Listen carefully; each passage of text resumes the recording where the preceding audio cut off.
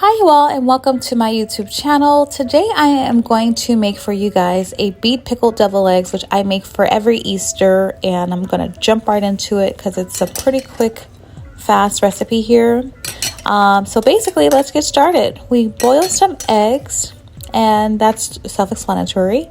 And then we are going to boil some beets. So I chopped up some fresh beets and boiled those, same water I use as the eggs, boiled those for about 15 minutes until the beets become tender and that water in that pot becomes that purplish pink color.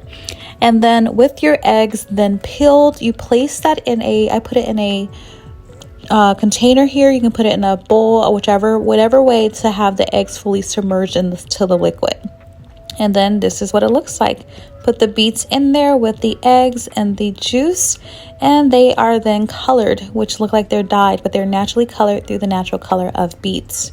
And then I am going to do this different way of doing a double egg where the egg will be standing up. This totally can be done the traditional way where you cut the egg in half. I honestly would suggest that way because this way looks cute, but it is a mess to take out the yolk. If you see here, I'm ripping the egg trying to get that yolk out, but in the end, I made it look okay. So as you would do normal deviled eggs, you take out the yolk and then have the egg separate. And you now get to seasoning. So I got some salt and pepper, some sandwich bread. I like it a little sweet. Added in a slight bit of mayo. I love onion powder and garlic powder in everything I make. So that's added here. And some relish. I love a little bit of relish, the sweet relish, into my deviled eggs. And then I start to mix. So it's a bit tricky when you're mixing your yolk. I like to have a very smooth consistency. So as you see here, it looks still a little bit crummy. So I am going to add mayo. Mayo can be added as needed. So I do have a recipe that will be posted with this here for a dozen eggs. I only did 6 here, so the recipe is slightly more than what you would see here me using. I still added in a bit more mayo to get the perfect consistency that I wanted here, which is a little bit more smoother than what you saw initially there. And so I continue to work that until it becomes a smooth paste that I like for the deviled eggs. So that's the consistency I wanted. And if you have a piping bag, you can use that. I like to use Ziplocs because they're just easier and disposable.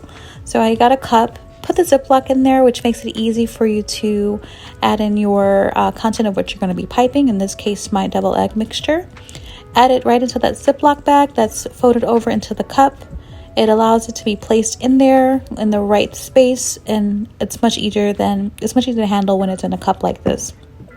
So then I make sure I scrape all my scrapings off of my spatula and take the Ziploc bag out of the cup and twist it to remove as much air as possible. And then we're going to get some scissors here and cut off the tip of this Ziploc, and we're making our homemade piping bag. All right, so then we're going to get into piping our eggs. So you would do the same method if the eggs were flat. I am then swirling and putting in my my egg yolk mixture into each egg. I'm going to speed it up a little bit here, and here's a closer look at how it works. And bam, they are a little bit messy, my eggs, but you won't be able to tell at the end. They still taste good. But this way of doing the eggs are very difficult, but you can do your traditional way as well. All right, so what I just showed you guys is a plate of my garnishes. So I have some candied bacon. So just got some bacon, chopped it in bits, and put a little bit of brown sugar in the skillet with it, and it caramelized. Take it out, and you're good to go with some candied bacon. I have some sauteed asparagus tips. So I just cut off the tips of some asparagus to make these deviled eggs. And your toppings are limitless. You know, you can do whatever you like. You can add some shrimp on top. You can do whatever you like with your deviled eggs. I did asparagus. I had dill on my garnishing plate, but I end up not using it. So it just depends on how you want to do things. So I have the asparagus here, the candied bacon, and then I'm going to plate it on the dish that I have here for my deviled eggs for display. And at the next step here, I am going to add some edible flowers. So you can grab edible flowers at specialty grocery stores. Restaurant Depot is usually going to have it because that's for restaurant stores, but you can also find them. I usually get them from Sprouts. Some Sprouts have them. May try Whole Foods, like, you know, really, I guess, uppity stores. They may have the edible flowers, and they're very inexpensive, like $1 or $2. And now I did a little bouginess here with adding some caviar. I had some caviar in the fridge and I needed to use it. It's very expensive, so this is definitely optional. But I did add some caviar. A little bit goes a very long way, so I added a very little bit of caviar on the devil eggs to make these a caviar, asparagus, candy bacon, edible flower.